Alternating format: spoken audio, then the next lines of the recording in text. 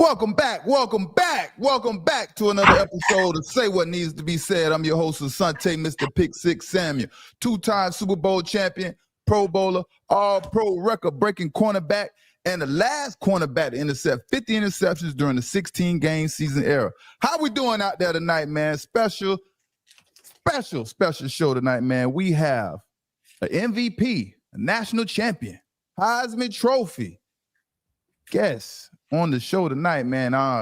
We are here to turn up, have a good time, always here to entertain, man, and show love, man. That's what we do on Say What Needs to Be Said. We give flowers. We expect our flowers to be given back to us at the same time. You know what I mean? And we like people to come on the show and have great energy, as well as your host, Asante, Mr. Pick Six. So with no further ado, man, y'all make sure y'all type Superman in the chat. Let Cam Newton know he is welcome. He feels great here. He can say whatever he needs to say. This is a safe place. Welcome, Cam Newton. How we doing out there, man? Cam Newton, clap it up in the chat, man. Y'all clap it up for the good brother Cam Newton, man. How we doing, brother? I can't hear you, bro. I can't hear you. You can't hear me? Technical difficulties. You're having technical difficulties a little bit, huh? Oh, I can't hear you. You still can't hear me. I hear you. Try to come back and come back in.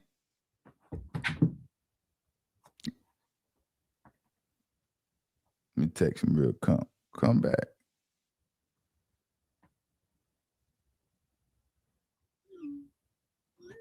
All right, man.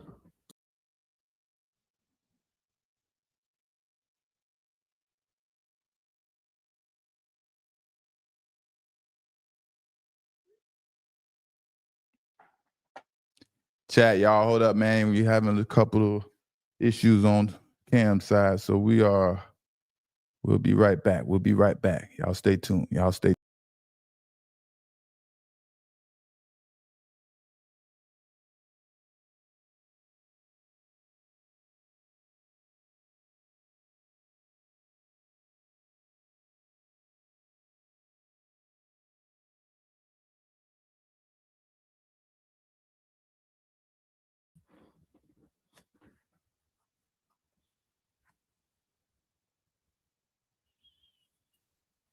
Can you hear me?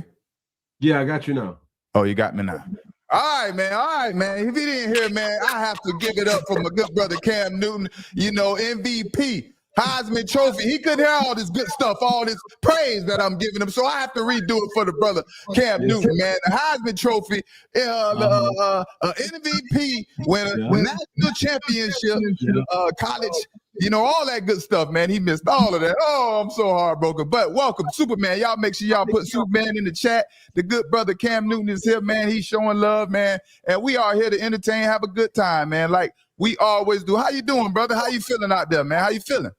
Man, everything's magnificent, man. I obviously, the tables have turned in regards to us, being labeled content creators now, bro. Appreciate you again for coming on 4th and 1. It definitely did numbers, but obviously I wanted to repay you. I don't know if you watch Game of Thrones, but for anybody who's a Game of Thrones fan, I always consider myself a Lannister, so I always pay my debt. So my debt was, do a 1-for-1. And let's rock and roll, bro. Yeah, man, that's what it's about, man. NFL is a brotherhood. And like you said, man, hey, when you talk shit about someone like myself, you know what I mean, talking shit about Cam, and he asked me to pull up. It's only right you pull up when people talking shit. You can't just talk shit about somebody that didn't run like Ryan Clark, but we ain't gonna get into that. You know what I mean? Nah. I'm sorry. You know what's crazy? I think it's important for people to understand how this came about, right? Because I didn't know. I'm not as active on Twitter or X as I am on other platforms. And somebody kind of sent it to me. And I was like, man, I've been known to go back and forth with, people on any type of dynamic. Bro, I reached out to your son, right? Yeah. And I was like, man, send me pop information, bro. Oh, that's how you got the number. That's how I got your information, bro. I reached out to your son. Your son said, oh, man, bro, it's all love, man. I'll send it to you, da-da-da-da. And yeah, man, and we spoke like men, bro. And I always had high admiration for you and what you've accomplished in your football career, not just, you know, in the league, but obviously college and obviously coming from where you came from. Yeah. So the way I handle or handle this situation is a little different than what others may have seen me handle other situations. Because I mean, at the end of the day, it's all entertainment, right? You could have easily said, nah, it's on site, nigga, whatever, cool, nigga, you ain't a game changer, you ain't, you know, whatever. And that would have still been good. I'm happy because I even got counsel for how to handle this dynamic, which is even another story. Well, I reached out to Prime, right? Prime had called me just on some humbug, and he was like, bro, you know what you should do? Man, just do a 1-for-1.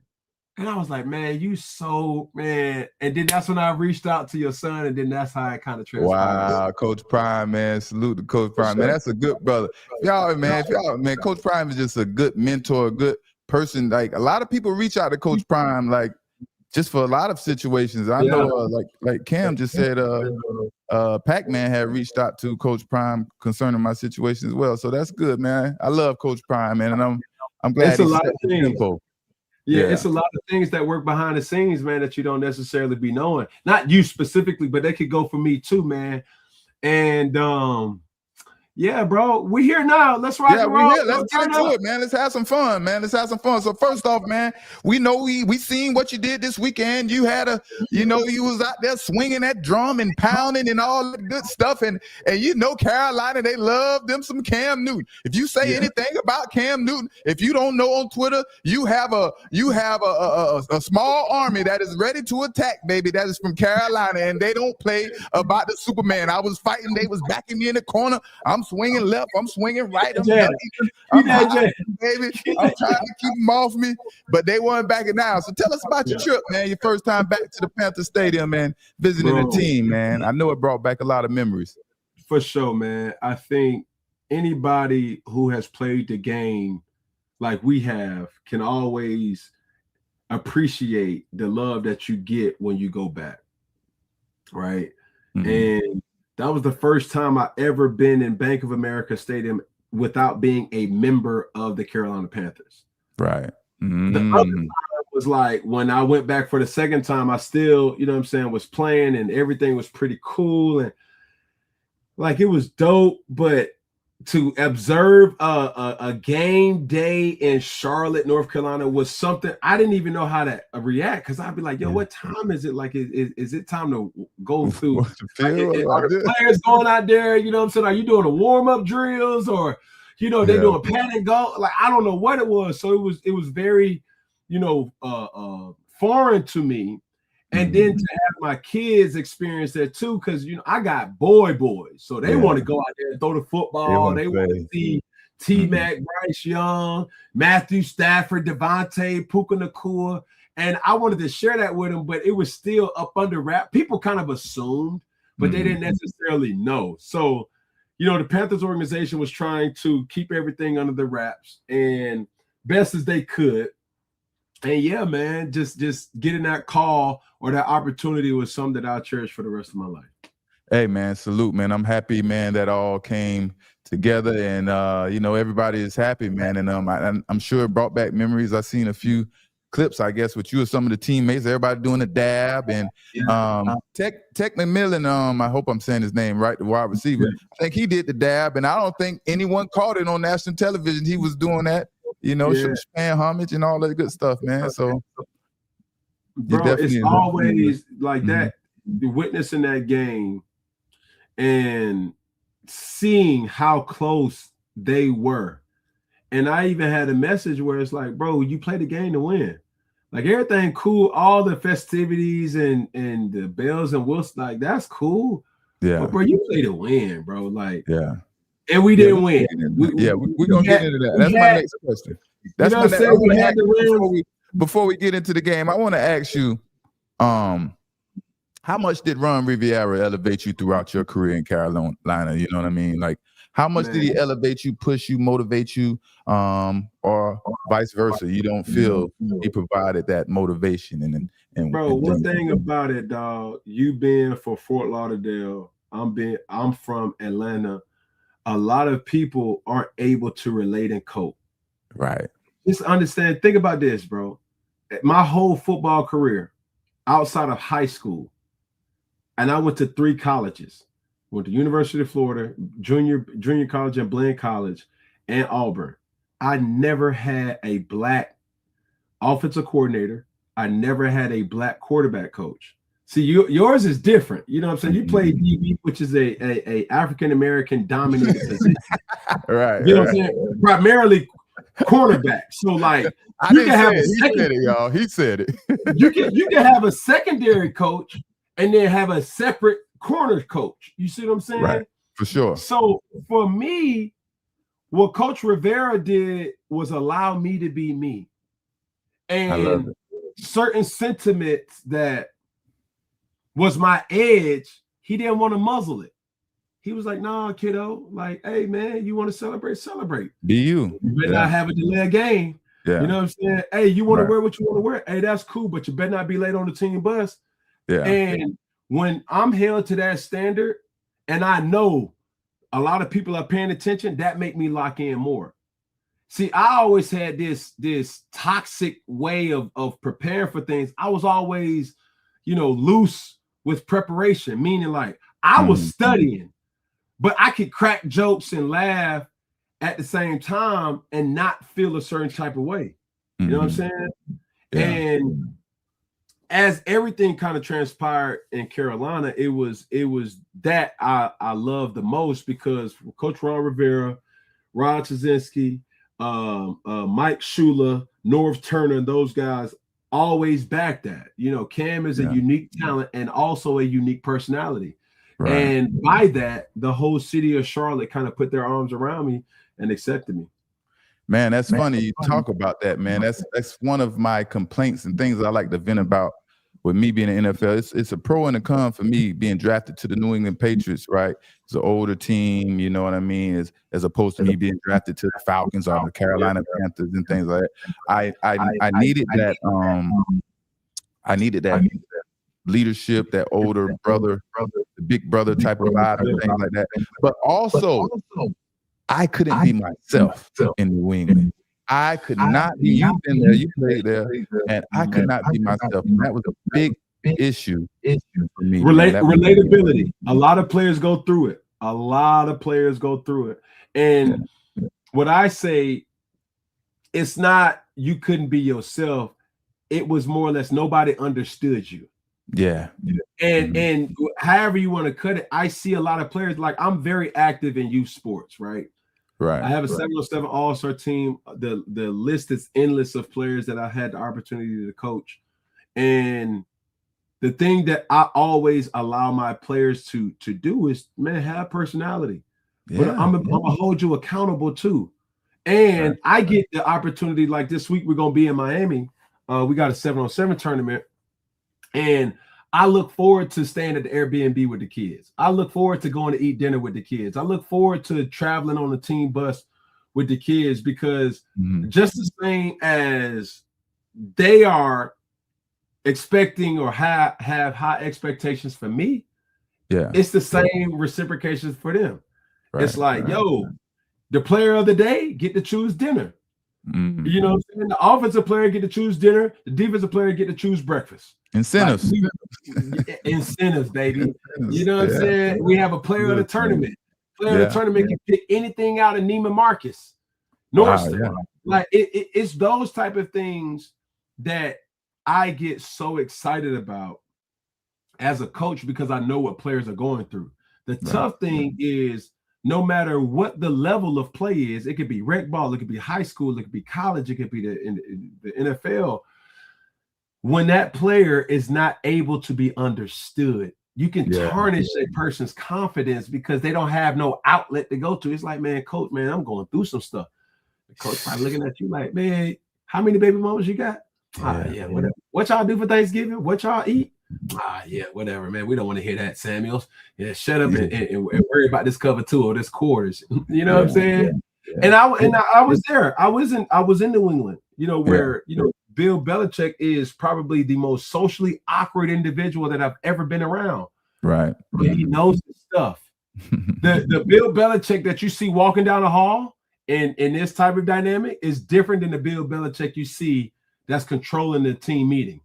Mm-hmm. And right. it's one of those dynamics. He eats, isolated. You know what I'm saying? Football, It's right? like, it's crazy. So yeah, man. Shout out to Belichick, man. I can't. I got nothing but love for him. I'm gonna be hard on him. You know what I mean? He drafted me, he gave me my chance. Obviously, the things I learned in NFL was from him. But yeah, man, when I went to Philly, it was like a breath of fresh air. I could instantly be myself. I got my swag. Going. That's been ready to come out. But my last couple of years in New England, when he couldn't really mess with my career anymore, stopped me from starting after I had done snapped and intercepted all those passes, I was able to do my thing in New England. So, it's some pros and cons. If I would have went to a team that didn't have those older veterans to hold me accountable and think, man, I would have been a mess. My career probably wouldn't have panned out. So I'm thankful either way. You know what I mean? I'm thankful either way. So like I was saying, man, Bryce Young, man, he went toe-to-toe this weekend with Matthew Stafford, 21 for 40, 264 yards, 1 touchdown and 1 interception, man. What do we think about Bryce Young, man, going toe-to-toe with Matthew Stafford? How do you feel first off, about his performance, man? With Bryce, he just got his 5th option picked up. So that's yes. a good, thing for him, especially with a lot of people's, kind of critique of Bryce is he's not good enough. He's not big enough. He doesn't scream NFL quarterback, but a Hall of Fame quarterback who's probably the most precise quarterback in history was Drew Brees, fairly undersized. And he still made it do what it do. And you've obviously faced him numerous times, and I'm not going to compare the two, but I think for Bryce he has to understand his niche, getting the taste of the playoffs, and now trying to follow that up in the following year to say, all right, now we got to go get more. I'm not satisfied. And thoroughly pleased, how, the game kind of planned out. I think if you want to go back and say being heavily critical, throwing an interception early on in the game, offensive stall outs, whether it was some drop passes here too, but as a quarterback in the National Football League, the things that they don't tell you is you have to fix it. A bad play call, fix it. A murky pocket, fix it. Hey, your receivers, that fix it. Hey, they gave you a defensive look that you went, hey, fix it. Hey, injury at the, hey, fix it. Injury at the offensive line, fix it. You're a fixer, bro. You're a handyman. And in the great teams, the quarterback is the person who fixes all the problems.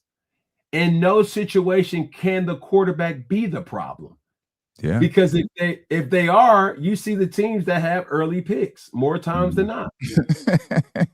Like it just is what it is. It's a quarterback-driven league where your quarterback is almost always expected for you to expect them to fix it. Yeah. Once that quarterback goes into uncharted territories of like, bro, he's our issue, he's not going to be there too long. Yeah.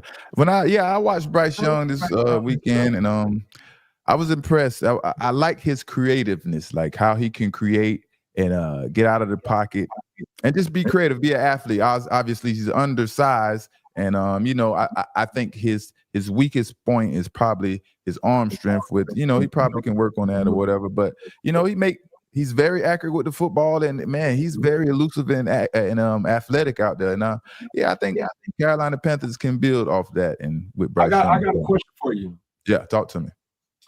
So this is one of the topics that we talked about on 4th and 1. And on one hand, I don't want it to come across as I'm hating or disgruntled that other people get promotions or opportunities, but I just got to call a spade a spade. Go for it. Say what needs to be said. Over the past weekend, bro, Matt Ryan just took a job as head of football operations and a president, a quarterback that you played with. Yes. And I sit back and I observed Dan Morgan in Carolina, thoroughly pleased of the opportunity and what he has created in that culture with the hiring of Dave Canales and guys and pieces like T-Mac, the rookie receiver, amongst other people. And then I scratch my head and I'm like, yo, like, why don't we see more former minority players having these seats at the table? Yes. 100%. You know what I'm saying? Like, but for so long it's been a Rooney Rule, where, hey, we want to talk about, or we want to give minority coaches opportunity. I get that. And obviously with Mike Tomlin stepping away or they parting ways, that's one thing. But there's no coach in NFL history that has had 19 straight winning seasons. Right. That's wow.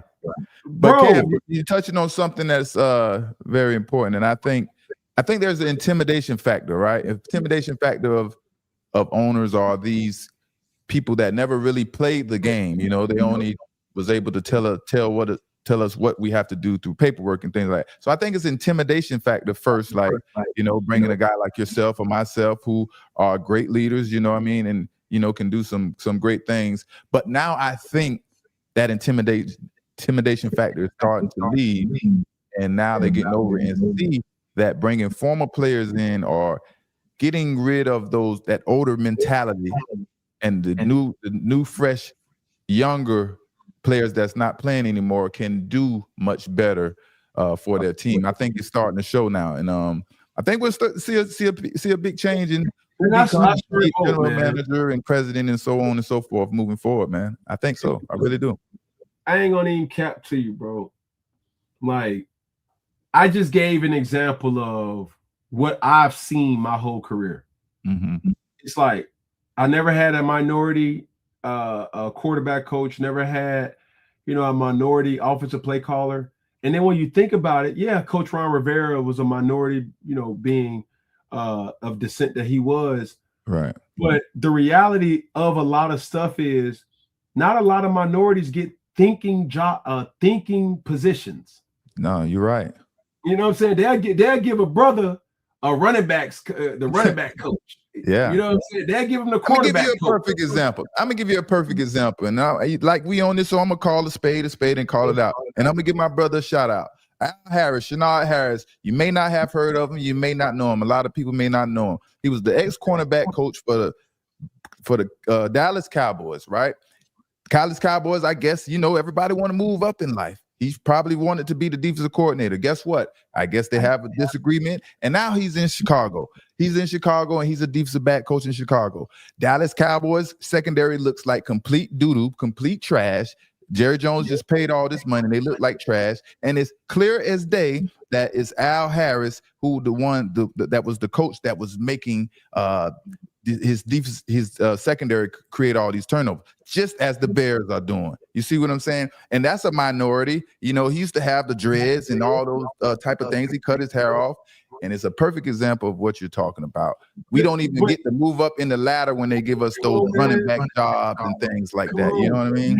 And this be the thing that it just turns your stomach. You see a guy like Matt Eberflus, who was a failed head coach for the Chicago Bears. Right. Then he gets a defensive coordinator job in Dallas. Yeah. And it's like, who was one of the bottom defenses in the league this year? Matt Eberflus. But then when we start to look at all these coaching vacancies, you get guys, and dare I say, just riffing off names, but you get a Kevin Stefanski, you get a Mike McDaniel, you get all these. I'm not saying that they're not good coaches, right? But where do we say, like, yo, we want equality or equal opportunity? Yeah. Same chance as everyone else, right? I've seen some dope coaches that are able to do things at a high level. One of the greatest GMs of all time, Ozzie Newsome. Yeah. What he was able to do for Baltimore for years. He's played, like there are certain things that they just know. Like, if I would have just be back and everybody was giving you flack about how you felt about the T-step. It's like, bro, you ain't never implemented. I played in Super. Boy, I played in AFC. Boy, I played real football. Right. How you gonna tell me what a technique that I've implemented in real life? You you know what I'm saying, gonna do. Right. And that's cool. Everybody can have their opinion, but when you start to hear who got certain opinions, it's like, hey man, hey, this ain't where is your resume to back up your opinion? You know what I mean? And that's cool. That's valid on some, but I would say it's not even where your resume is. Don't discredit me because I have a resume, and I'm if I can't talk about it, if I can't talk about a T-step, who can? Mm-hmm. You know what I'm saying? And I'm not saying that this person's wrong or this person's right, but don't just turn my mic down just because you may not like me, or you just may think like, oh man, Asante, boy, he hating, bro. That boy just bitter, man. He'll never be this, or he'll never. That's the weakest excuse. Yeah. I even text you, and I'll share to the crowd. Is like, yo, my job. I want to make platforms and sports debate again. Yeah, man, because that's what it's about. End of the day, all that nice stuff. We ain't trying to be nice. You got your point. I got my point. We all can make our points. Yeah. And that's what's food for thought. When you start poking at people's careers, bro, I ain't going back in the league, bro. I know that. You know what I'm saying? It don't matter how much I think about it, but it still is an understanding to say, like, why Cam hating on this particular quarterback because he mad that he ain't do what he like. Let me clear this up first. Y'all have to understand, we are competitive. Me and Cam, people like me and Cam, you may think we hating and things like that because we're making strong statements. We're just a strong, opinionated people. You know what I mean? We have strong will. You know what I mean? We believe in what we say. So that doesn't mean we want to fight someone. We have beef with someone or something like that. No, man, that's just how we are. We have always been like that. I've always been like this. Y'all just didn't know because I played for the Patriots. You know what I mean? You didn't hear shit about me. You know what I mean? So, you know, Cam, you always been that way since junior college. You rapping, saying that. I don't know what you were saying. Yeah. But it just be like, you know what I mean? And that's what I respect about the people. And like Coach Prime and yourself, like Coach Prime, they could say whatever they want about Coach Prime. He's this, he's that. Man, that man has been the same way since day one. You understand? He ain't changed. He ain't trying to be someone he's not. He is who he is since day one. Go look it up. You know what I mean? You know what I mean? That's what I respect about Coach Brian the most, you know? Yeah, so. Man, I'm in a position now where I just want to give people a different way of thinking because I'm a left side of the brain thinker myself, where my children have taught me a valid life lesson. But why is a valid question. And as a parent, I was raised in a household where because I said so was a valid answer. Well, when you have the amount of kids that I have, and one of them say, but why, Daddy? And then the other one say, yeah, but why, Daddy? And then you got another one that say, yeah, but why? It's a valid question. So now you have to say, son, if you put your hand on the stove, you're gonna burn your hand. Just gotta be a leader. Yeah, you gotta step in and be a leader. Stove if you want to, go and find out for yourself. But one thing that I never do to you, I do a lot of stuff to you, but I never lie to you. Go and put your hand on the stove. Yeah. And with that, sometimes dialogue and explaining certain things can help further them to think like, yo, I get it now. I understand it. And it's not that I'm questioning your leadership or questioning your parenting. It's just that I just need to properly understand it. So even if you're not here, I can still go about certain things in that type of way. Yeah. Communication, man, is the biggest, the most underrated thing that people miss out on in life, man. That's all it's about. There is never an issue. And that's what other thing where people, I don't argue. You know what I mean? People think I may be arguing this and that. Like when they see me out in public with my family, friends, and this like that, I'm looking for a solution. Don't come to me with arguing because as soon as you come, I'm looking for the solution automatically. So that's what Cam is talking about, man. Being a leader, man, and communicating and figuring out a solution and never lying and keeping it real, you know. I don't believe in letting people live a lie. You know what I mean? If you come around me, you think you're going to live a lie around me, I feel like I'm not doing my justice in this world by letting you think you can do whatever you want and you just lying to yourself. You know what I mean? So yeah, it's good. We think. Let's have a little fun real quick, man. A little fun real quick, right? And I don't know if you ever was posed this question, but hey, let's say what needs to be said. I'm curious to know, you know, when did the whole Fedora hat character come into play? When did you decide to start rocking these unique hats and start wearing fedoras? Anybody from Atlanta knows that we set and create trends. Well, me having a very virgin eye to not going outside of Atlanta, I thought certain trends just was started there. Well, it definitely didn't. But this particular trends of wearing new era hats was a thing. And I always wore hats everywhere that I go. Like I would wear the Yankee, navy blue. You would always have the red, white, and blue. Atlanta Braves had amongst other different colors. Then I always got to the point where I just never really wanted to have what somebody else had. I was a Jordan head or a sneaker head that just stand outside of the line and be like, yo, be different. Yeah. I always wanted to dress different.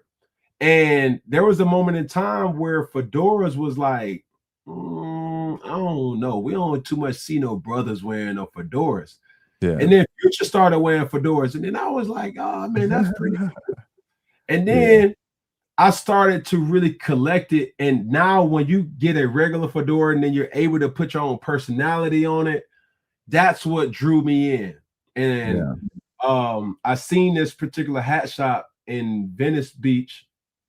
And I just remember going there after hours. It was like a weird time. It was like 5 o'clock on a Saturday, not knowing that, somebody actually is in there. The guy seen me pull up, and I still have the relationship with that guy to this day. He's my main hatter with my hat shop, Mashika Hats. And me and Berto been locked in, since day one. I literally seen him curate a bespoke hat, which is a hat that's just a felt. Yeah. And he shapes it into any way that you want it. And trendsetter, man. Trendsetter. That's when I really fell in love with, fedoras when I seen him create that. If y'all start rocking a fedora hat because of this live and Cam Newton, whatever he's saying about these hats, man, y'all make sure y'all give him a shout out and let him know, man, he's trendsetting and you know what I mean? Yeah. Y'all supporting the old brother Cam. Now, next thing, man, this is funny, man. I don't know if you realize, man, we probably have more things in common than we realize, right? We have something in common playing football that you may not realize, right? And I want to know, do you have any clue what this may be? What we have in common playing football. Playing football? Yeah, and it's not playing for the New England Patriots. No. You can't guess. I know you're like, what the hell is this dude talking about? Bro, my favorite coach ever. Is that a hint? Who's yours? My favorite coach ever is Gene Chizik. I don't know y'all history and the extent of y'all relationship, but I ain't gonna tolerate no Gene Chizik slander or hate on here now. That's my fucking guy. When you was with UCF with me, he was my D. He the one that taught me the T-step. He taught me my every technique that I use today. Then he went to Texas, and then I think he went to Auburn, bro. You played with Culpepper? No, when I got there, he had just left. Gene Chizik didn't coach with Culpepper. I don't think he was never there with Culpepper. Or maybe he was. He always mentioned like athletic quarterbacks, and Culpepper and Vince Young was always the ones. And I never put 2 and 2 together.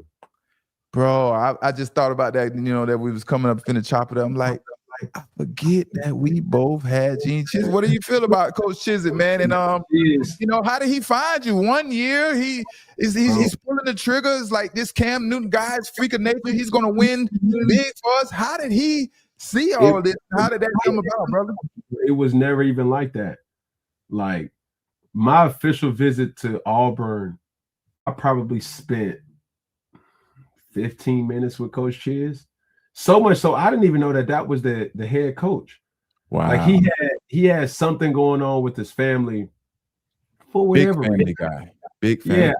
Yeah, I didn't care to know. I was so mentally locked in a different headspace that I'm like, let's talk scheme. How are y'all gonna implement me?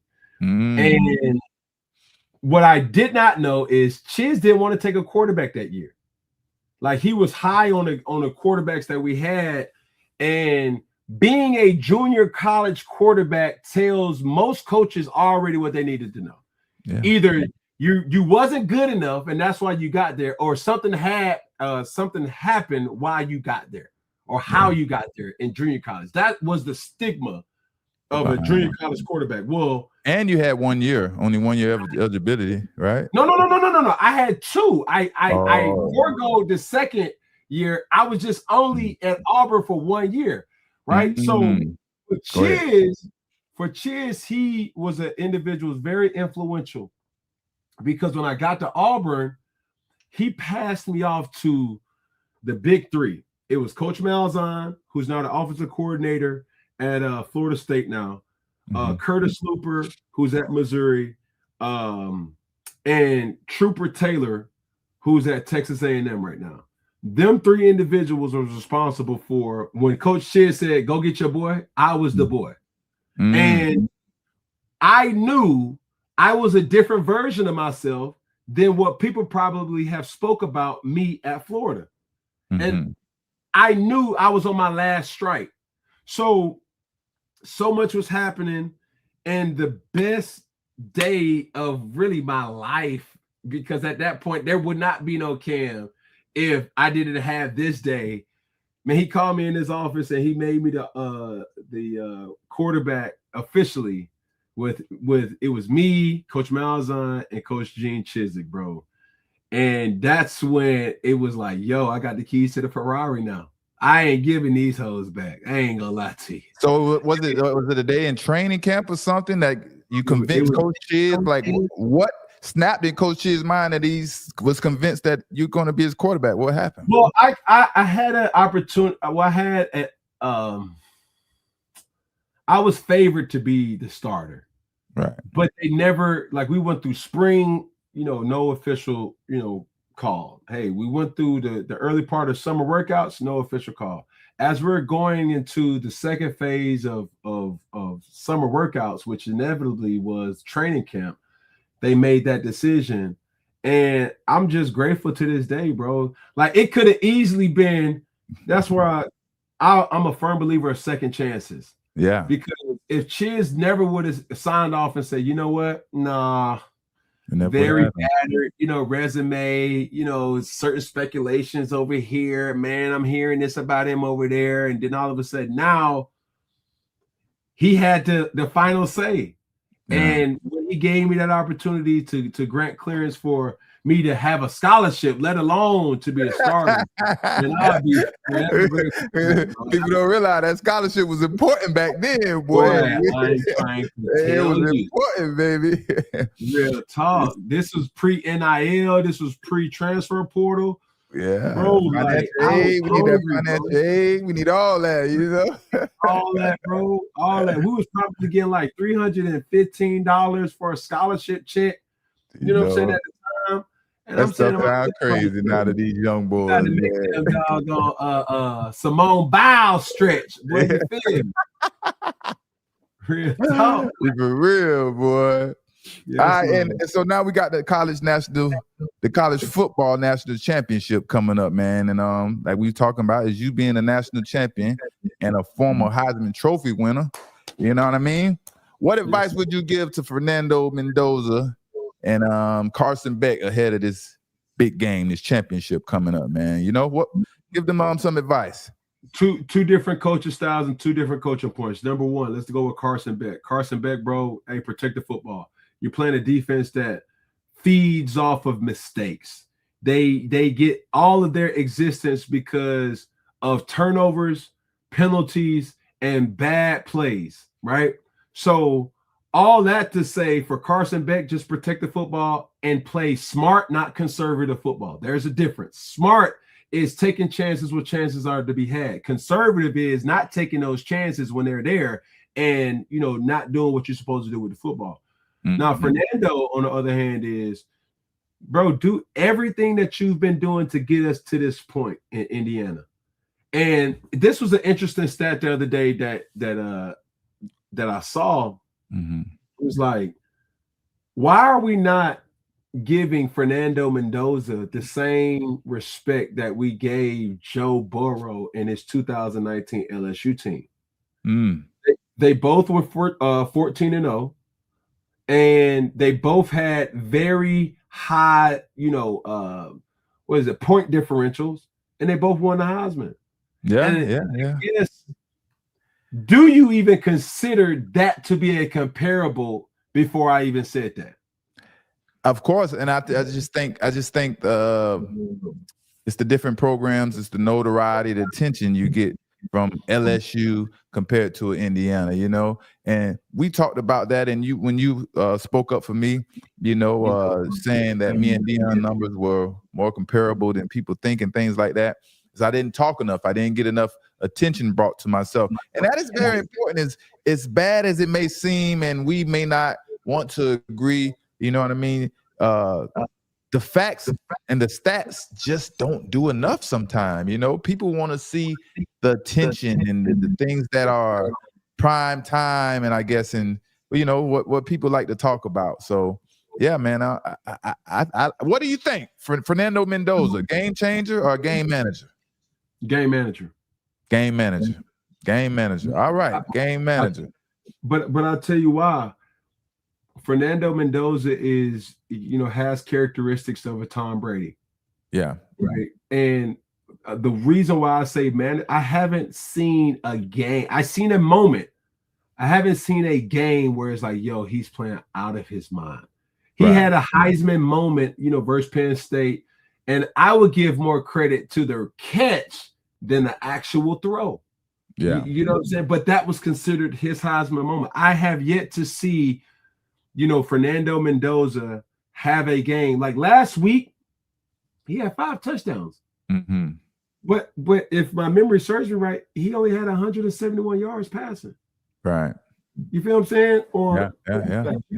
But it wasn't nothing where you like, yo, 350, this, that, and the third. Crazy. It was just one of those things that he's an individual on his team that has made the biggest difference. And sometimes, bro, you could be that individual. Yeah, 177 yards with 5 touchdowns, 17 of 20. Yeah. Mm-hmm. But it's like we're in a day and age where Joe Burrow was a difference maker on an already talented team. Yeah. Like there were certain things that was like, yo, like, come on, bro, he's playing out of his brain. And that's fine. When I think about Indiana, even though Fernando Mendoza is the outright Heisman Trophy winner and he may go number 1 overall, I look at Fernando Mendoza as a person that is an intricate piece of an already sophisticated puzzle. Mm-hmm. You see what I'm saying? He's not the actual puzzle, but he's like, yo, he's the intricate piece to complete it. He's not going to make a mistake. Right. When I watch Indiana, it just looked like a well-coached team. You know what I mean? Look like they are well-coached from special teams, defense, offensive line, all the way around. And Fernando Mendoza, in my opinion, too, he's not the most talented, gifted player. He doesn't have the best speed, you know what I mean? But he gets the job done. You know what I mean? I don't know if we heard on this channel, but first let me say this, man. Some people may not agree with everything we talk about, or the strong statements. Some of us may meet, you know what I mean, including us ex-players. We may not agree with one another, but at the end of the day, we're just here to have fun, debate, entertain, and educate everyone about the football. You know what I mean? Just have fun, right? Are we on a live chat right now? Yeah, we're on live. Okay.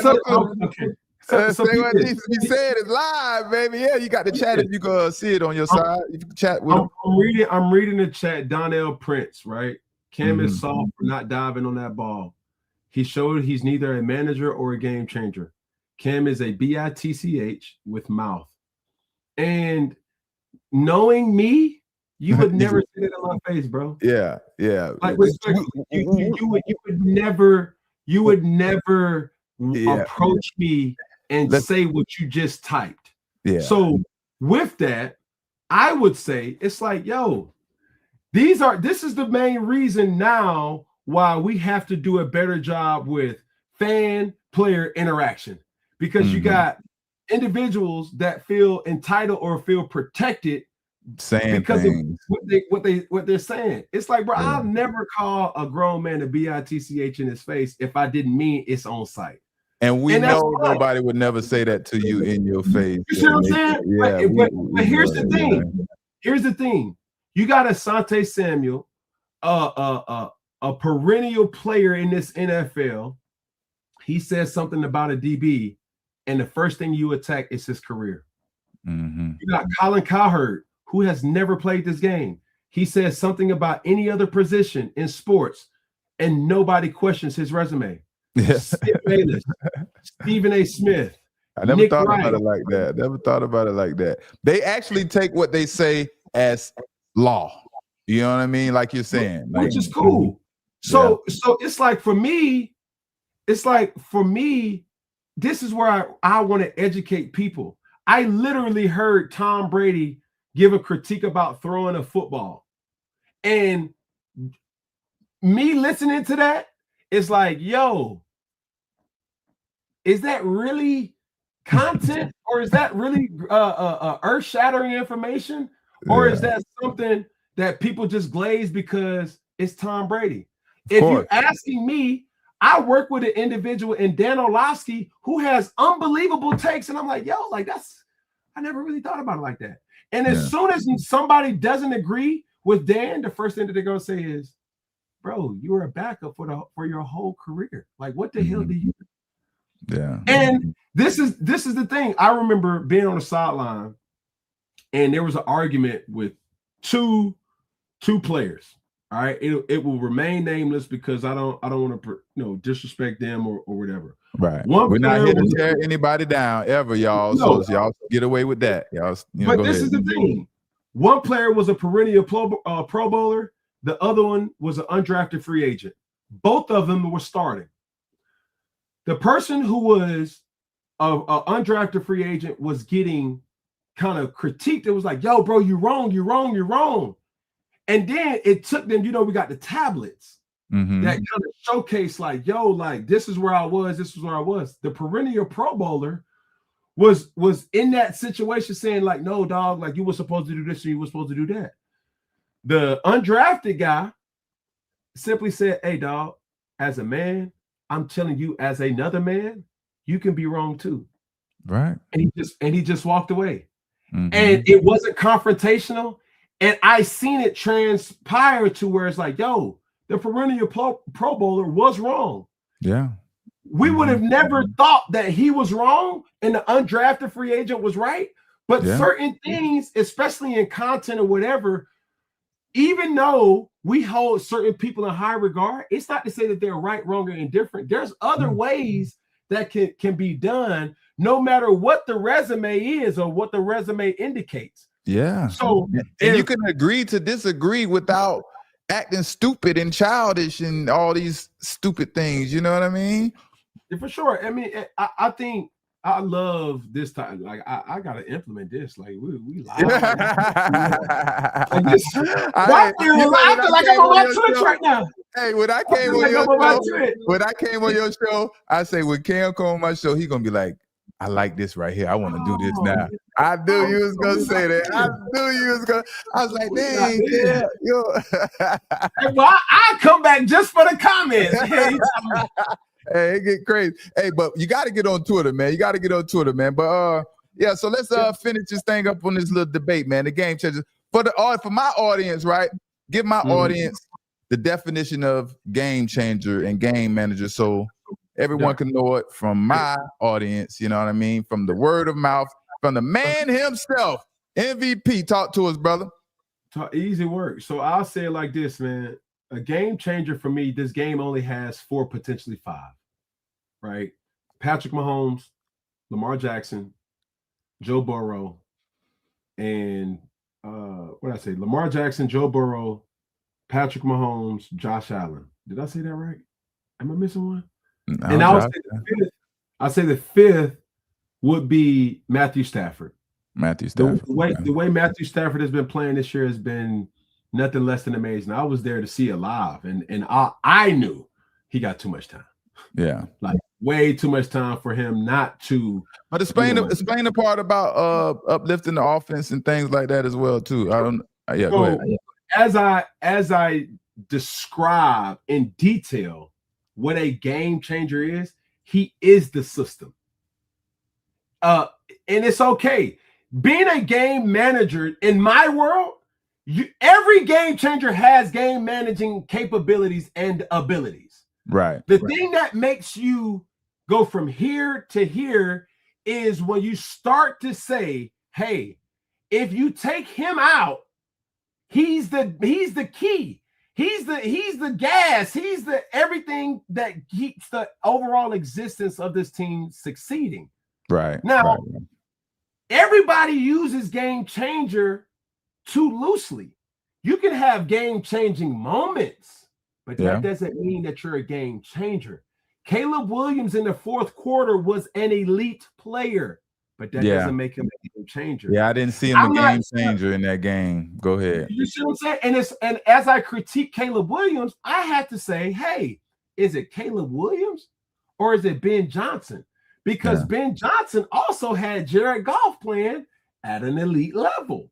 Yeah. Now, when we say Brock Purdy to me is an individual that is a recipient of a great system. Kyle Shanahan is probably the best coach out right now, but he probably won't win Coach of the Year because you got Mike Vrabel, you have Liam Cohen in Jacksonville, you have other coaches around that's just like, yo, like it's their moment.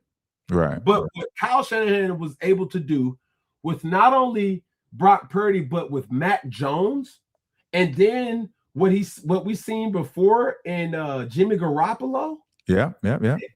Matt Ryan won an MVP because of Kyle Shanahan. Yeah. You cannot be a go ahead. No, you go ahead.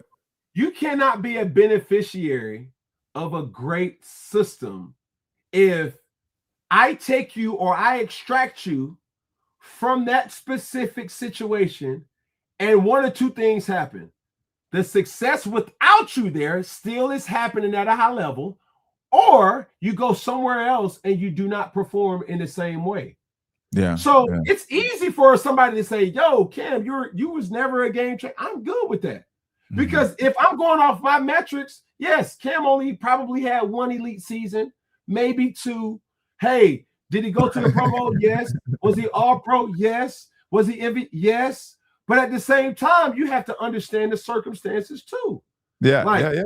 And systems are, or certain quarterbacks are the system. Yeah. Certain other quarterbacks are part of a system. Yeah. There's a difference. And in the lamest term of explaining what a game changer or a game manager is for me. Yeah.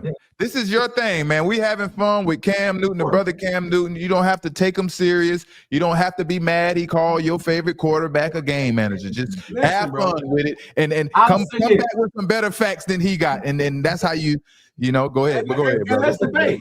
In simplest form, a game changer to me is what a person will go in the draft to go get. Patrick Mahomes. Yeah. People are literally going into the draft to say, hey, yo, like, I got to go get a guy like Patrick. Yeah. Hey, sure. I got to go get a guy like Joe. I got to go get a guy like Lamar. I got to go get a guy like Josh Allen. You see what I'm saying? But I think you said something important too, and it's levels to it, right? I think it's levels to anything we do in life, right? Even being a game changer or a game manager, you know what I mean? And my thoughts, Cam gave his definition, and my thoughts of a game manager and a game changer, and I talked a bit about this on 4th and 1. I think there's levels of football, at the quarterback position who are game managers, right? I think the only levels of game managers that has been played is high school and college, right? I said I don't think there are game managers in the NFL that are starters. Everyone in the NFL who's a starting quarterback is a game changer and also a game manager. But Cam just said something that was very prevalent to what I just said, what I just spoke about. And he said they may have game-changing moments in the game, but that doesn't mean they're a game changer throughout the entire game or throughout the course of a season. Now, this is where we get a little confused because I thought it was, I'm like, hey, man, you're a game changer. You're making plays. You make 4 or 5 game-changing plays during the game. you know, maybe that makes you a game changer. But maybe in my eyes, that does, you know what I mean? And maybe in Cam Newton's eyes, it does. And we also talked about a quarterback's job is to outthink a defense, right? And he doesn't just have to be a game changer with his legs or be a running quarterback to be a game changer. He can outthink the defense and be a game changer by changing the game, by making the plays and outthinking the defense. You know what I mean? But what are your thoughts about that? You know, I think for you, it's an easy kind of discussion because playing a quarterback position is almost like, in some references, like playing cornerback. Every cornerback is not asked to travel with the number one, right? But does that make them not an elite cornerback? Every cornerback is not 6'3" rangy that runs sub 4.443. But does that make them an elite cornerback? Right. And every cornerback may not have a lot of interceptions. But does that not make this up real quick, right? And that's what I say. The thing to talk about, the hypeness of each position. And the hypeness of cornerback is go guard the number one receiver. That's a debate in itself. Who's the number one receiver on the team? Now, Cam, you see me, right? I play on the left side. The quarterback favorite side to throw to is that right side, the quarterback's right hand, whatever that side is. You know what I mean? Now, I feel like I'm going to get 3 times the action I will get sticking to that side playing against a right-handed quarterback instead of going to follow the number one receiver, because he might only get 8 attempts this game or this and that. You know, I might get 20 passes that come to this side. And then when I start picking them off, now I'm going to have the quarterback uncomfortable to throw to his favorite side, and he has to adjust. So what is more effective to you, for a cornerback to take away the quarterback's favorite comfortable side to throw to, or to take away the number one threat? The thing, he's not really picking the ball off when he's taking away the number one threat, you know? For sure. I think the interesting thing to look at, especially when talking about you, is I had the opportunity to play against you while you was in Atlanta. Yeah. And what people didn't understand, you had a 1-2 tandem in Dante Robinson and Asante Samuels, 2 high-profile cornerbacks. So it wasn't like either one of them could have, traveled with Steve Smith. Right. But you guys just played this Palms coverage. I think, was it Dan Quinn? You guys is DC? Nolan Ryan. Yeah. And for me, it's a multitude of things, bro. I had the opportunity to play against a guy like Nnamdi Asomugha, as we mentioned, Darrelle Revis and his impact.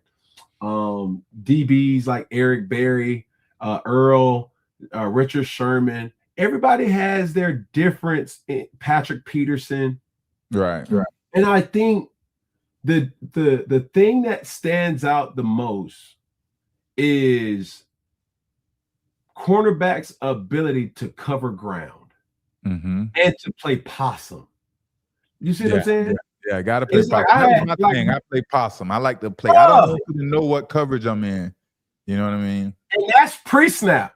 But post-snap, when you got a smash combination and it's like, bro, I know I can squeeze this corner in. And bro, let me just show face at the hitch because I know he's going to try to throw the corner. That's the worst.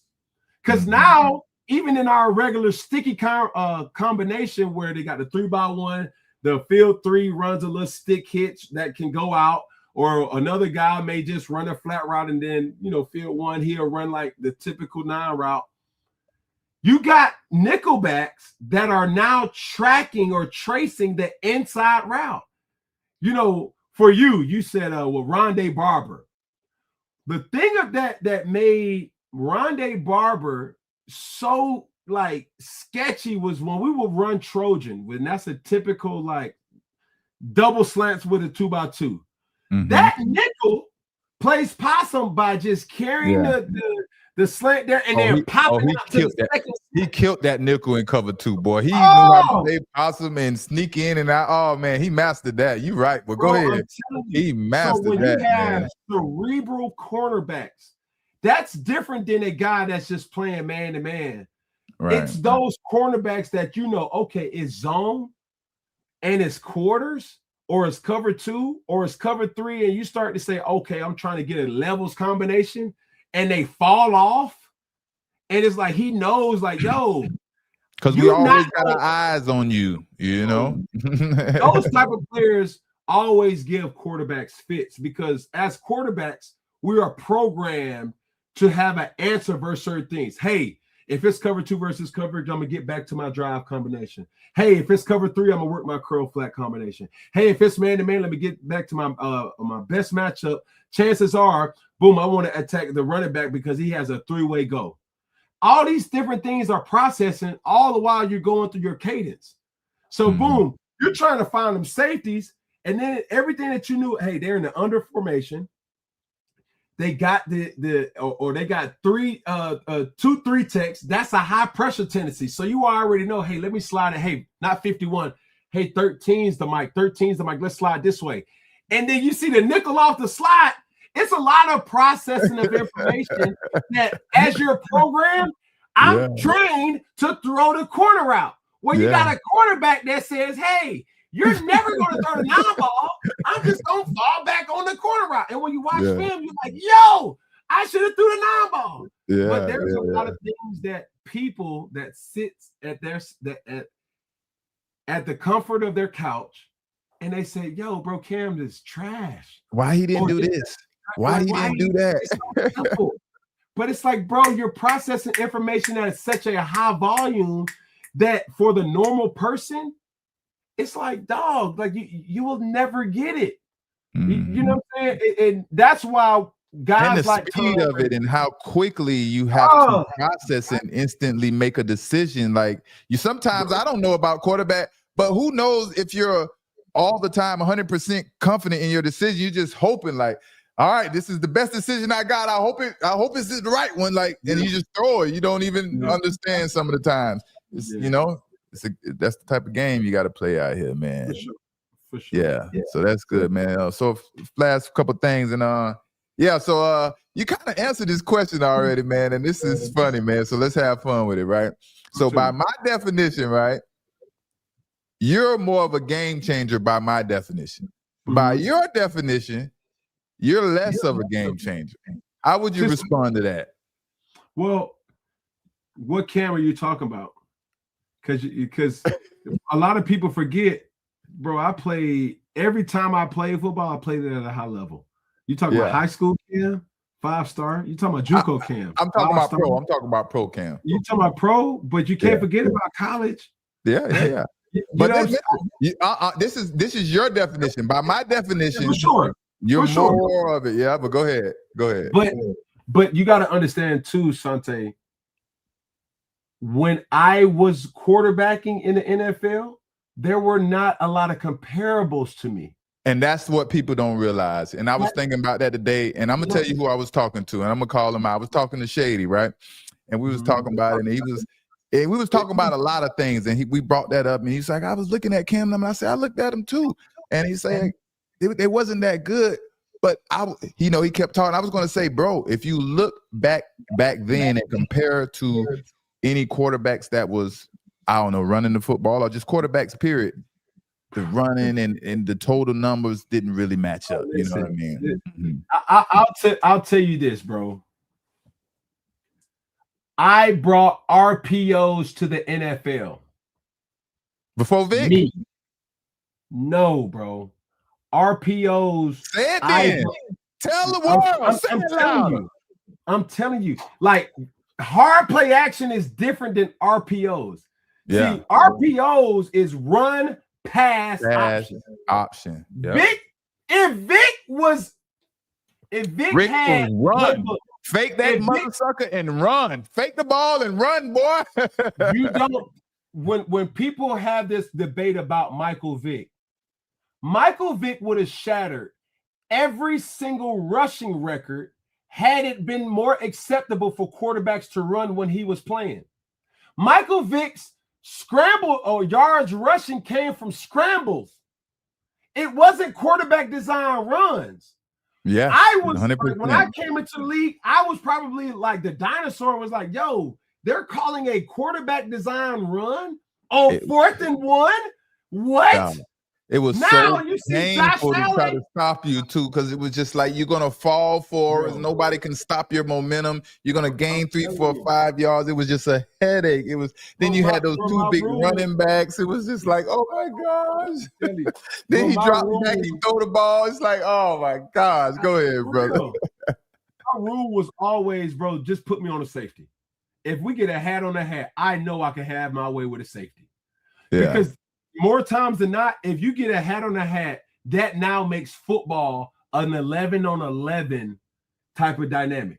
The receivers block the quarterbacks, right? If we can get our 7 to block the front 7, that puts me on a safety. Yeah. Everybody's accountable. Game over. I don't see anybody stopping you once you got that momentum going forward, stopping you from getting 3 yards. You see what I'm saying? Maybe some defensive linemen, if they catch you without that mentality thing, though. You know, that's a mentality thing. But to the topic of Vic, when you analyze his game for as great as he was, and now Lamar is obviously, you know, the modern day version of a Michael Vick. Just think if Michael Vick had zone reads and RPOs when he was in Atlanta. Yeah. Well, I have to say something, brother, and I have to give you credit and just do. And I'm always talking shit on Twitter, and I challenge people, and I say, what game did Cam Newton change? What did Cam Newton change about this game? And he just answered it for us, brother. And it's not like I was beefing or saying it like, you know what I mean? I'm asking seriously questions, and he's saying that the RPO. You know what I mean? And if I'm wrong, you know, y'all let's straighten us out. If he's the first, the second, it don't matter, but he's trendsetting. The RPO, that is a big deal. And I don't think I saw the RPO before Cam Newton. He may be 100% correct. I'll tell you this. When I got to Carolina, I was learning the offense just as more as they were trying to learn how I played. Mm-hmm. Coaches was really asking questions like, yo, like, who do you read right here? And I'm like, yo, you read the 3-tech. Mm-hmm. What? How are you going to read the 3-tech? It's simple. If you got over defense, instead of having a bad angle on trying to block the 3-tech, you double the end and work up to the backer, and you just read the 3-tech. Well, how are you going to read them that fast? Watch me. I can read. There's no person you cannot read in a zone read type of situation. Now, here's the thing. Mm-hmm. You can read a defensive end. That's a zone read. You can read a 3-tech. That's a zone read. If you read a shade or you read a nose tackle, that's a trap. That's always been in football. Right. It's still a person you're reading. Now, you go up to the next level. If you read a middle linebacker, that's an RPO. You read the Will linebacker, that's an RPO. You read the Sam linebacker, that's an RPO. So it's no different than us reading in real time. Instead of reading a defensive end, I'm going to start reading the linebacker. And as I'm riding the running back with seating the ball, I'm still got my eyes on him. And I need to know if I'm going to be able to throw the slant or I'm going to be able to throw the indie. Those type of plays never existed. You gave people hell with that stuff. Lord have mercy. You can bring it back memories, PTSD. Lord have mercy. And you think about it. Just think about this, right? And I hope nobody's being offended, you know what I mean? But think about when you played the Falcons, when I played Falcons. Man, I played for the Patriots. I played for the Eagles. I get to the Falcons, and I'm playing against Cam Newton, this big, massive quarterback, and I'm looking at my linebackers. And I'm like, how are we going to stop him? How are the linebackers going to stop him from gaining yards when he's bigger than all of our linebackers? What are we supposed to do? And listen, linebackers, let's just say that was the weakest part of our team in Atlanta and probably stopped us from going to the bowl. But man, I just had to sit and, you know, people have fun and, you know, they talk with confidence. I'm just looking at these linebackers. Y'all don't even know how. Last question of the day, man. We're going to talk about this last thing of the day. We're going to talk about Drake May, baby. Drake May, 17 for 29, 268 yards, 1 touchdown, 1 interception, 58 completion percentage, 69 rushing yards. First thing I want to know about Drake May. First thing I want to know, is he a dual threat? Yes. He considered a dual threat? Yes. Yes, and that's Drake great May- to answer that, because I had that debate with someone. I was like, maybe all of the quarterbacks are dual threat nowadays, and because they gain that amount of yardage. Like all these quarterbacks are running the football these days. You don't have the Peyton Mannings and Tom Brady's who are just straight pocket passes. You know what I mean? So yes, we can put Drake May and a lot of other quarterbacks in the dual threat category. I'll educate your audience. There we go. Talk to us. Educate us, brother. First and foremost, when I came into the NFL, being able to run the football at the quarterback position, there was probably less than 5 quarterbacks at the time, Vince Young being one of them. Oh, yeah, I forgot about Vince Young. Mm-hmm. And even though when I came in, Vince Young was no longer a starter, he was a part of that Philadelphia team that had Michael Vick and things like that. Mm-hmm. Now, the pocket passer is the minority quarterback. Yes. When you see an Aaron Rodgers, when you see a Matthew Stafford, when you see a Jared Goff, those are probably the only 3 quarterbacks that are immobile. Every quarterback has the ability to run. When I see a guy like Drake May, first and foremost, Drake May is the runt of his brothers in size. Mm-hmm. His brothers are like 6'7", 6'8", and Drake May's like 6'6", 6'4", right? His ability to move is always an understatement to really how he's able to throw the football. He's a natural athlete, right? That I've 100%. Seen. And I was like, yo, last week, I believe when he was playing the Chargers, he had like a 37-yard, scramble scamper that I'm like, yo, like, you'll never see A-Rod do that. I was like, man, I can't wait to ask Cam about this run. Boy, he look like he's moving the groove now.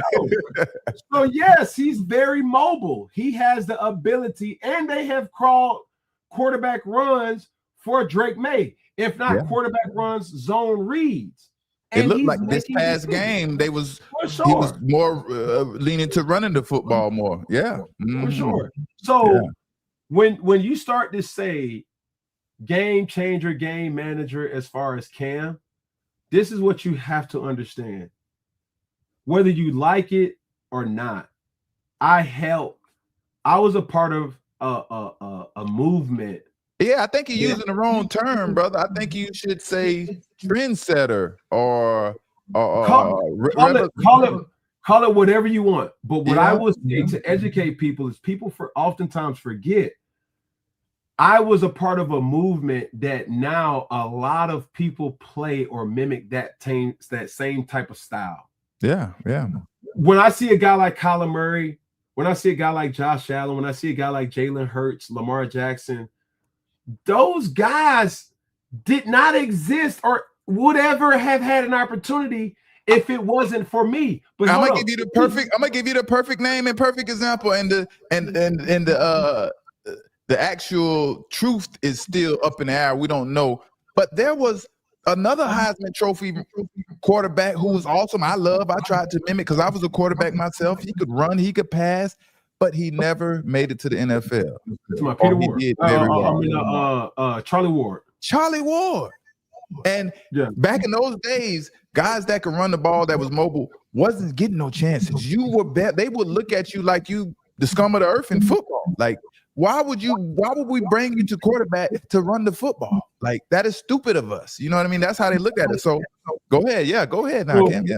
So to what I'm saying, I'm not going to take credit for saying, hey, without me, there would not be no Kyler Murray. But what I am saying is when you had guys like Dante Culpepper, when you had guys like Donovan McNabb, when you had guys like Steve Young, when you had guys like Doug Flutie, when you had guys like Randall Cunningham, when you had guys like Aaron Brooks, when you had guys that were really mobile and were able to like really extend plays beyond the pocket. Now, when I get my opportunity to showcase what I can do, now it's like, yo, like you can skin a cat in many different ways. So now when you look around the league, fans don't even understand that there's 2 different types of scrambles. You can scramble to run, or you can literally scramble to extend the play. Patrick Mahomes is scrambling not to run. He's scrambling just to extend the play. Because on average, every play is going to average anywhere from 4 to 6 seconds. Patrick probably thinks if I can get to 7 seconds in some type of way, somebody gonna pop. Because Asante Samuel, because Richard Sherman, because Deion Sanders got a ticking time bomb, and they gonna think or expect I gotta cover my man for 4 to 6 seconds. And you know what's so good about me looking at the quarterback? I could feel that pressure when that pressure's coming to and you can't step into it and throw the ball that far. So that allows me to not have to worry about plays so deep. I know you can't throw it 50 yards now or step into it because that pressure is right there getting to you. So yeah, that's a good point, man. Hey, man, great education here, guys. Great education, man. So, hey, before we go, man, let me ask you this first, right? All right. Drake May, game changer or game manager? Game manager. Because it's still he ain't made it yet. He ain't made it. No, but I say it this way, and this is my logic behind being or calling Drake May a game manager. Bro, I'm a fan of Drake May, bro. The amount of humility. It's not an insult, guys. It's not an insult. No. I'll share the story. Bro, when I seen Drake May, out of all the quarterbacks, he showed me the most love. Yeah. And it's tough sometimes being in my position because I critique quarterbacks or I critique football players. Drake May grew up in Charlotte. Yeah. You know what I'm saying? That's tough. And that's tough. For me, went to North Carolina.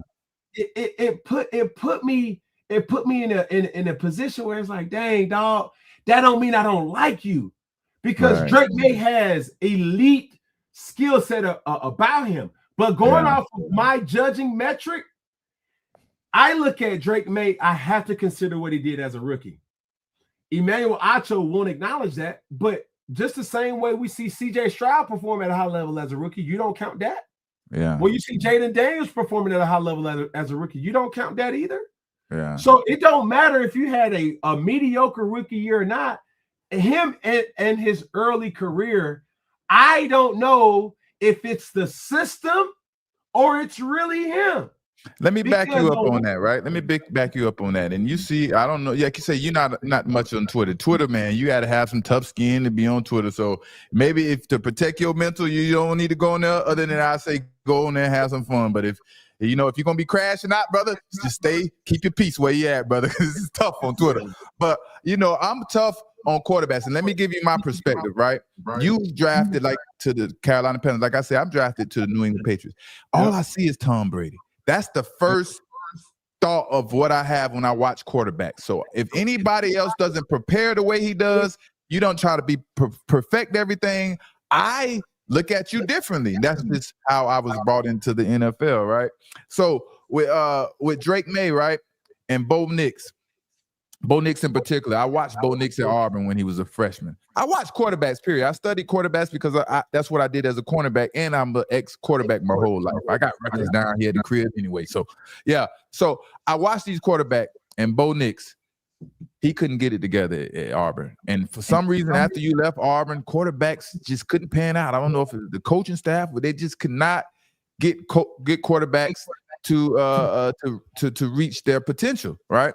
So Bo Nix goes to Oregon Ducks, and now he has some success. He's one of the top completers and things like that. And then we take who's the other quarterback? Drake May. I watched him evaluate him in North Carolina, right? I wasn't convinced about him being a quarterback at North Carolina, right? Then he comes to New England, plays under Gerard Mayo and staff his rookie year. He looks like the same quarterback that he did in North Carolina. So I'm like, I was totally out on Drake May.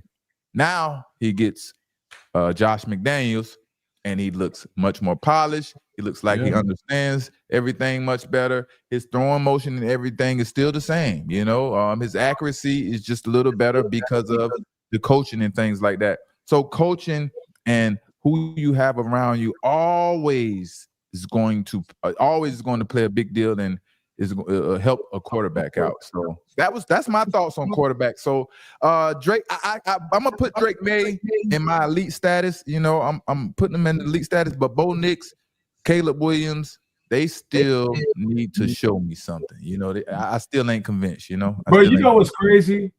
And I'll give you, like I told you, I'm heavily influenced in the 7-on-7 youth football space, right?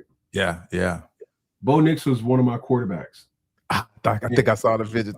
And for me, Bo Nix was a guy who always has had an elite throwing ability.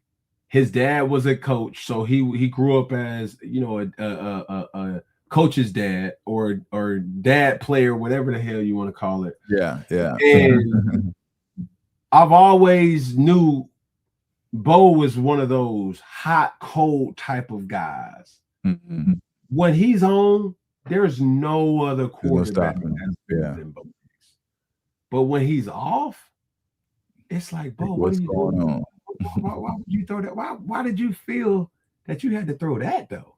Yeah. Like, bro, like play within yourself. And Bo is a competitor.